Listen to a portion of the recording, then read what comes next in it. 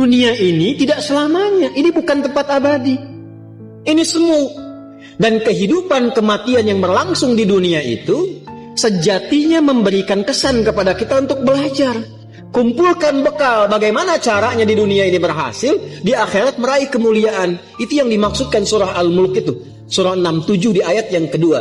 Huwallazi khalaqal mauta wal hayata liyabluwakum ayyukum ahsanu amala. Ahsanu itu isim tafdil. Ya, dari kata hasanah tadi. Jadi kita mengumpulkan hasanah, tapi orientasinya akhirat.